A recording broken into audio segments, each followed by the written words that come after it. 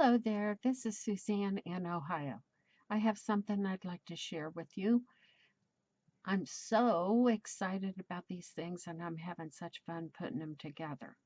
These are my clusters for my ocean themed journal, which seems to be going on and on and on. And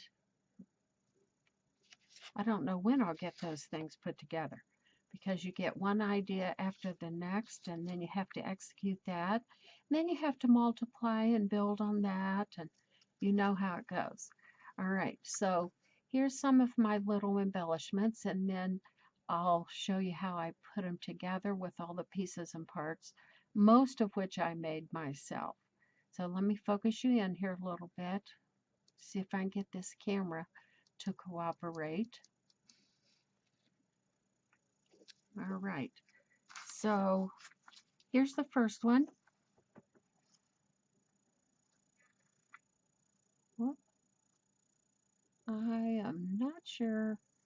You can tell I have a lot of practice to do. I just don't have the hang of this exactly. But anyways, see if you can see it.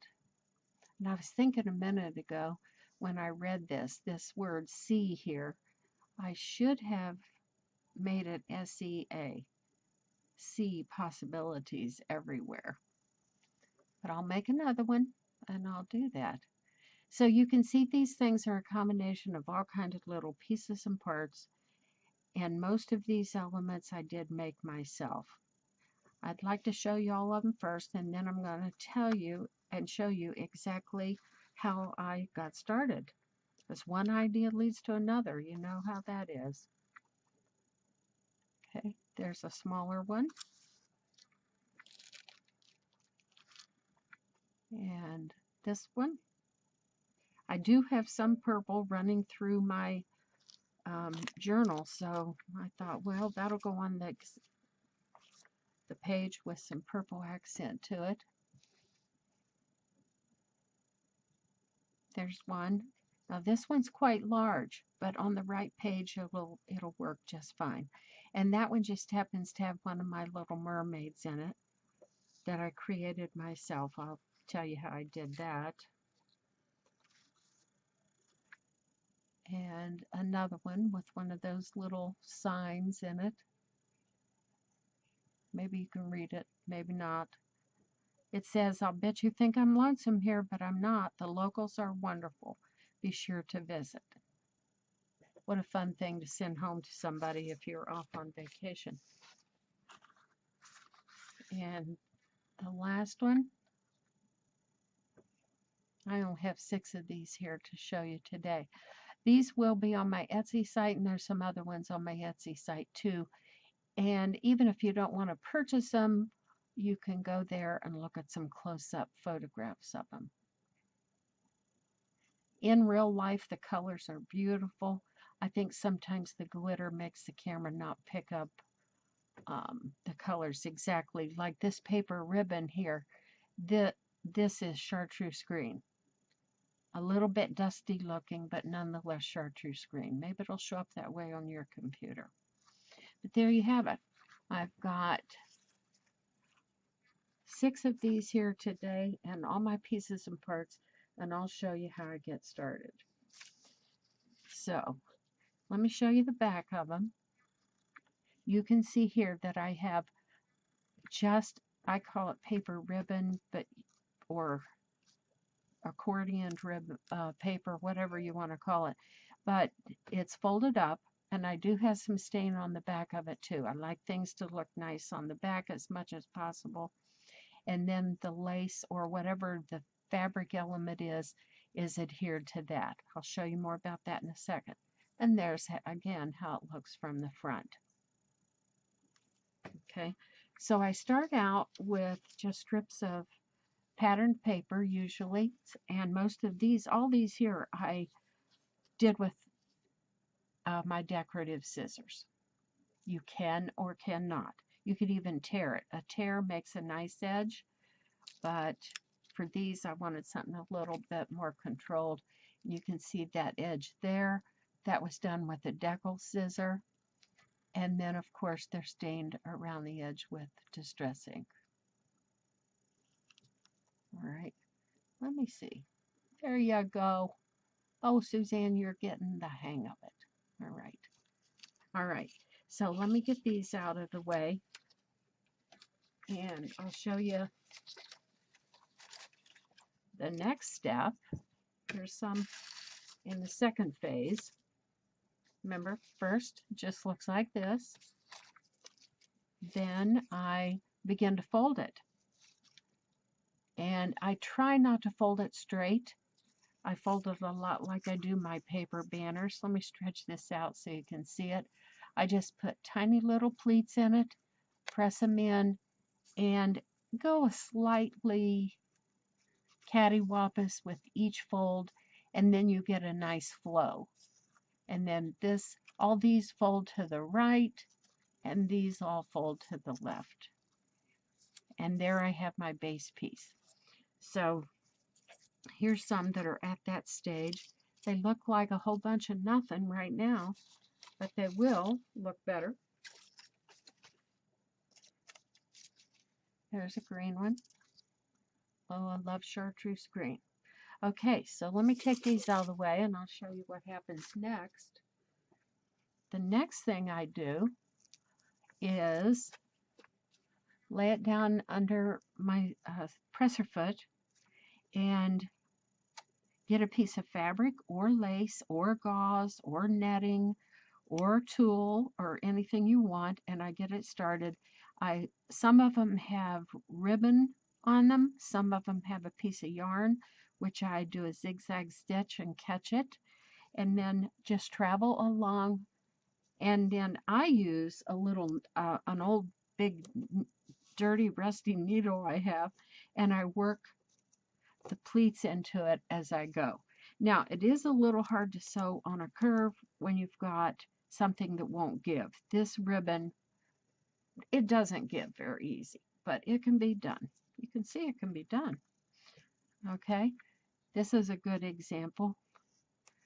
I probably started like this just because I'm right-brained or left-brained or whatever it is, this works better for me. My paper's here, and I can work my fabric into little folds as I go. And this is a more narrow ribbon, so it kind of bends better, easier, I should say. It doesn't fight with me. Okay, so just to give you some examples, here's another one. The paper is stained, it's folded. I've got my presser foot up here, I've got my fabric under it, and my ribbon, and I just work it in as I go down. Now here's one with some lace, patterned paper, lace, and this is eyelash yarn, and I just zigzag over it. Now this one's a good example to show you what I've done. I like to leave a little extra tail on this because I know when I go to put this on a page, I can snip this off wherever I want to, and I've got these scraps of either fabric, fiber, lace, yarn, whatever it is, and I can make something else on my page with it, whether it's a bow or fabric tab for the page, and you can see how those are done on many videos. They just take a piece of fabric. Let's say I use these two together. I'm going to fold them backwards after they're snipped off, of course, and then snip them and staple them right onto the edge of my page, and that gives me a fabric tab. And of course, all of us making journals love all that sticky, outy, stringy stuff. Gives it such interest.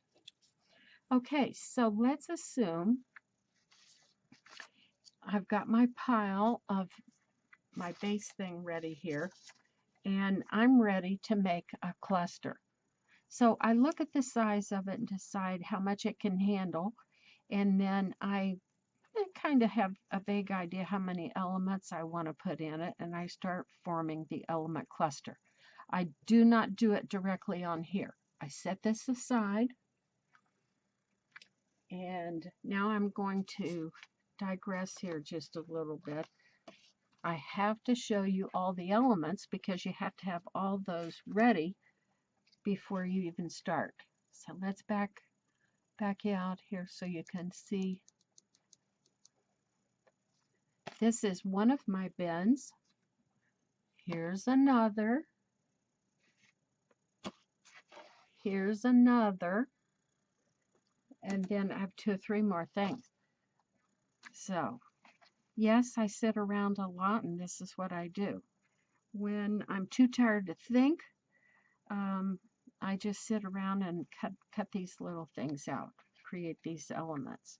So here's my bin for the clusters. Nothing says I can't use it for something else too. But let me show you some of the things in here. So here's some of these paper notes. There's no rhyme or reason to this. Paper notes. They all say different things. I made a ton of these little things. I call them splashes of water. And I made them in green and blue tones. I downloaded these off the net. I have Treasure Island maps. I have all kinds of seashells. And you can see that I've stained them around the edge and then put a little bit of glitter on them. I love glitz. I don't know. I'm sure I was gypsy in another life. Love glitz. Okay, so here's my little whales. I made those. I also made all kinds. Oh, that's my pattern. You don't want to see that. I made, come on, all kinds of little seahorses. And again, pattern paper, different colors. And I thought this was going to be useful because it's light orchid on one side and blue on the other. So I can distress stain both sides, and then when I put it together, it can flip it over if it goes better with my color scheme. Okay, I can't think and talk at the same time.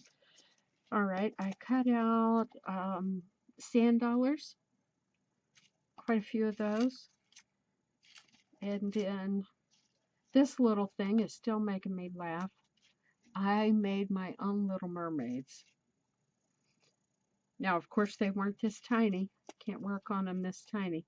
In actuality, excuse me, they're 6 or 7 inches high. I did them in a paper collage type form and then laid them on my scanner, scanned them, shrunk them down, and printed them out. I think I have maybe 10 different styles as of right now.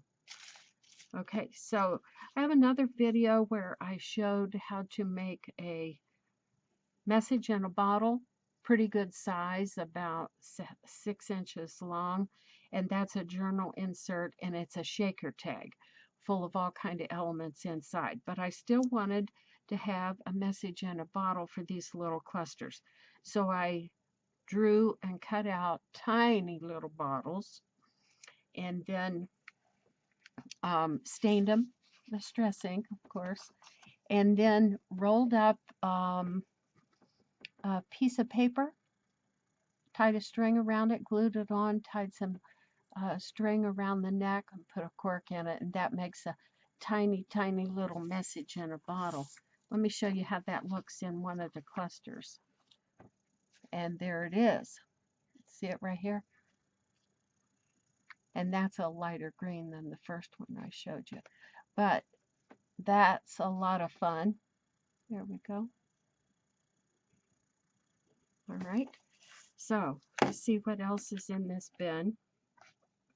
Okay, I have blank notes as well, like that, in case you just want to take chatter words and glue them on. And I thought another cute idea would be to cut out letters out of different fonts out of magazine and make a little ransom note.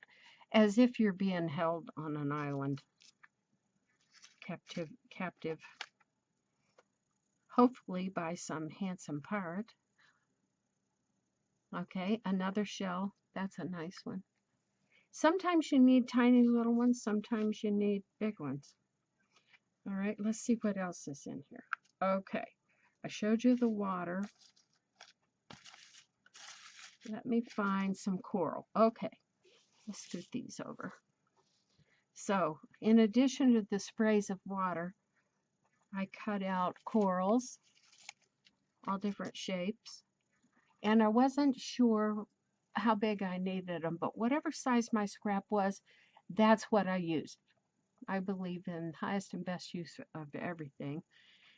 And this one, you can see here easily how it could be snipped in two and make two pieces of coral out of that. All right, so I made lots of coral, lots of splashes of water, and let's see, that's everything out of this bin. So let me show you what that coral and that water looks like in the first stages. Well, I gotta move all this stuff.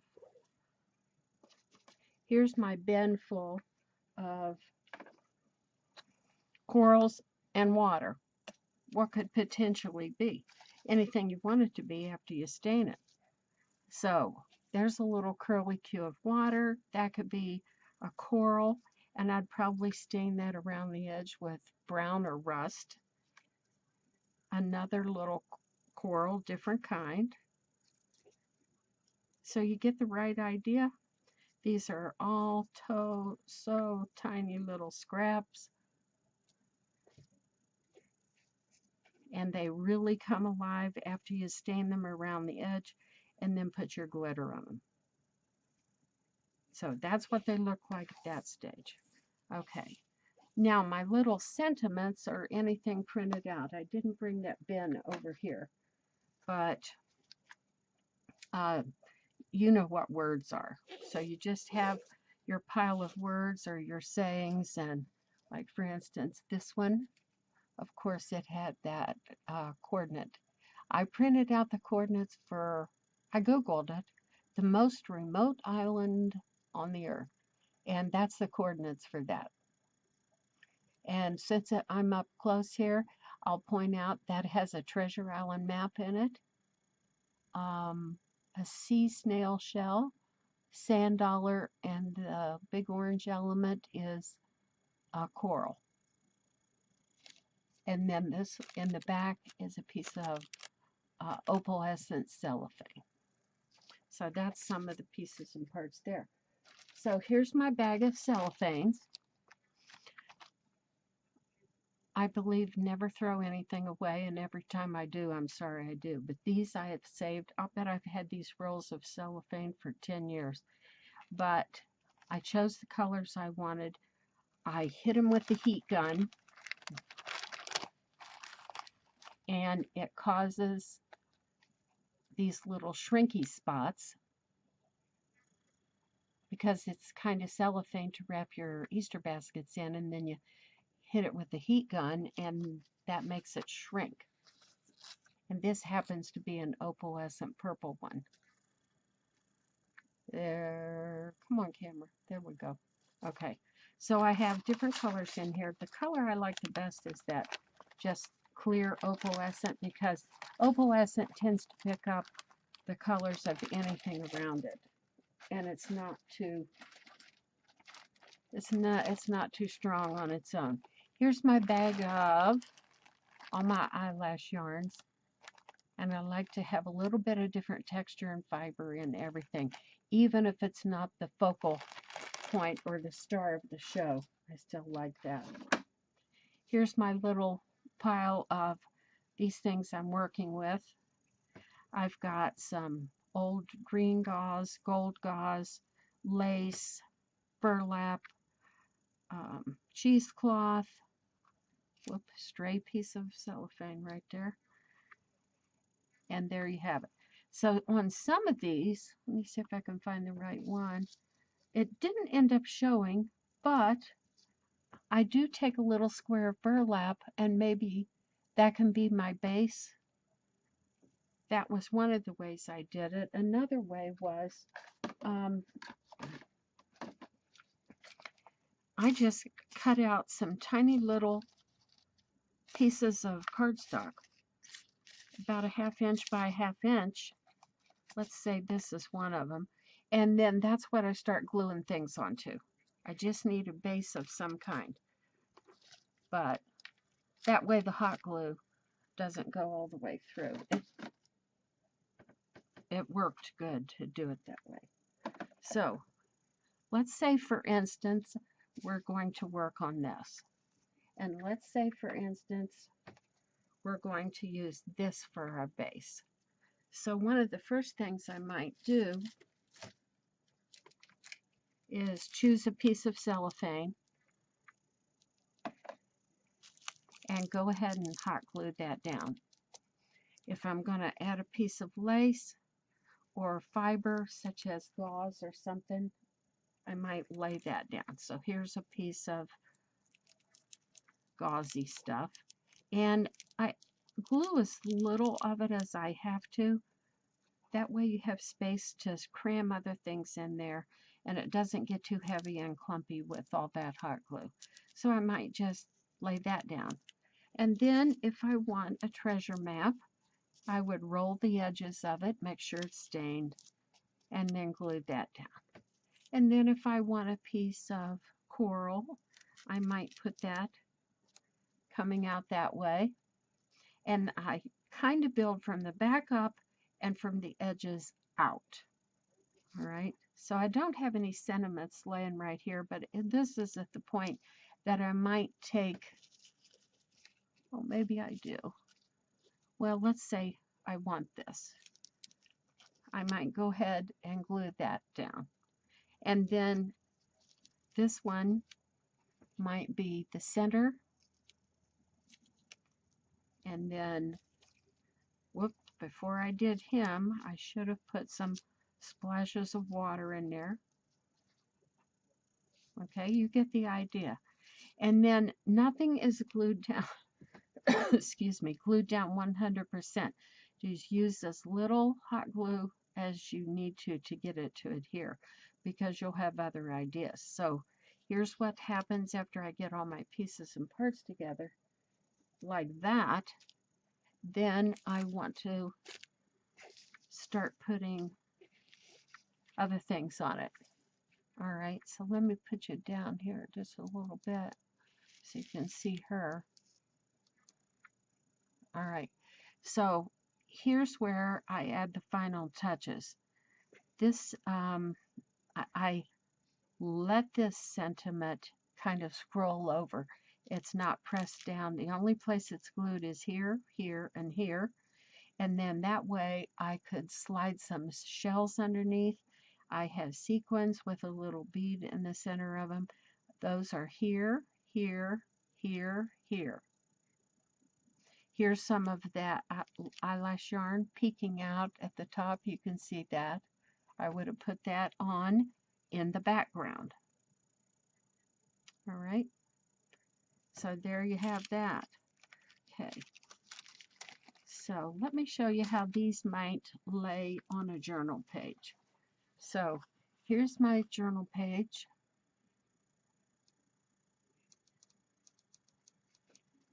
This is just one of the decorated pages that'll be in my journal. And I might do something like this. Well, let me tell you about this first. This is my faux vellum. I have another video that tells you how I do that. I had paper collaged 4 or 5 designs of coral using pattern paper and just staining them around the edge and gluing them together. And that was on a master copy.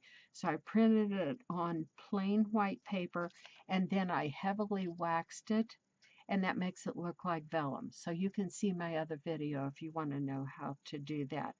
And then that lets you see right through the paper to the fabric that I use to back the next page. So since this page doesn't have much on it, I can use a large element, something like that. And this little flap, for those of you that are wondering, This will go right in the fold of my signature. And then this will stick out underneath another page over in the first part of the journal, and I'll attach something to that. I like to use these hinges because that way when I'm creating something intricate, I don't have to work on a full sheet of paper. It just gets too much for me. So that could be attached right there on that page. Let me show you how another one might look. You can even take some of your individual elements, and since this coral's facing this way, I could put one of my seahorses on that, and maybe even add some different coral right beside him. Let's see how that looks.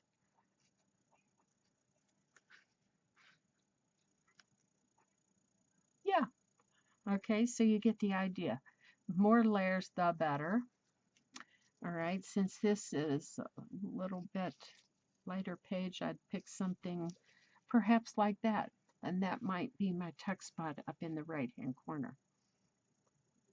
Okay, let me show you one more journal page. See if I have this right side up. Okay, so the back side of this page is not decorated yet. It is covered with tissue pattern paper. I always adhere that with web views, and then it's stitched around the edge. When you open it up, and after this goes in the journal, you won't see both these pages at the same time because there'll be other pages, and this will be somewhere over here in the first part of the journal. But this is what it looks like as a double spread, and this is what I really don't like to do. I like individual pages at a time, but it just so happened this worked out. This is what I call my wild water, and this is done paper collaged, printed on regular white copy paper, heavily waxed to turn it into a vellum type of a look. And then I tore the edges and stained it with distress ink along there. So this is an entire tuck spot, all this. You can see, you could put something in those. And I had some scraps, so I used them, of the paper that had been waxed, and then a piece of a doily, and over here a piece of lace. So if I wanted to add something to this page, which it doesn't need anything, but let's just pretend it might. Okay, so I could use something like that along the edge. All right. So one more idea about pages. I have some pieces of jelly prints here that I did, and I did them with ocean in mind. I'll show you a couple of those. So this is done on my jelly plate, and this part right here is a fail, but I might use it as a background for something. I never throw anything away. And this part looks like underwater seaweed. So I'm happy with that, and I might end up creating a tiny little collage of, oh, let's just say, for instance, seashells, and that right on top of it, and then that would make a tuck spot on the front of a pocket. Oh, there's no end to the ideas. I've said that for months now. I keep thinking pretty soon I'll run out of ideas for this journal. So here's the next jelly print right here, and I'm no expert at jelly printing, but I got some nice images that I can work with for this journal. First, I did it in a teal, different shades of teal, and just by making these marks on the jelly plate and then printing it down, I do have a faint image of underwater plant life. This one's pretty good too, and you could see how you could just embellish the bottom of the page and then do something else with the top of it. What I'll do when I decide how to use these, I will stitch these onto a piece of cardstock. I'm not going to leave them floppy like that. That's just not enough to support what I want to do on top of them. Here's one more blue looking. That one was nice. And one that totally dappled looking. And these colors go nice with this. And it gives you the whole impression of sea life. And this one was the most defined. Get that string off of there. And I can do a lot with this. So let me show you what I might do with this. Give me just a second.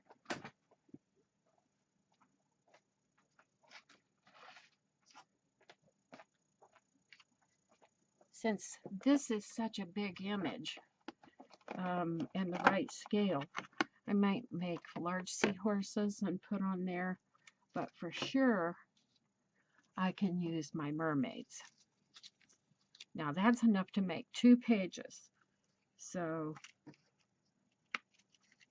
let me find one here.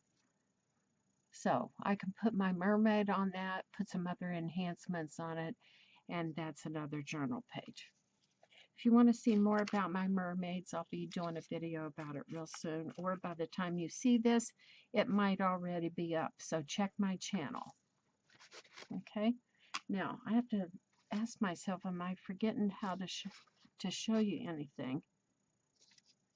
Did I say that these are on my Etsy site? Or they will be real quick. And if you should want to purchase any of these, you can, or you can go there and look at the up-close photographs. And perhaps you can create something of your own. All right, this is Susanna in Ohio. I so appreciate you watching. I hope this inspires you because I sure am inspired by other YouTube makers myself. Oh, where would I be without that? Without that input.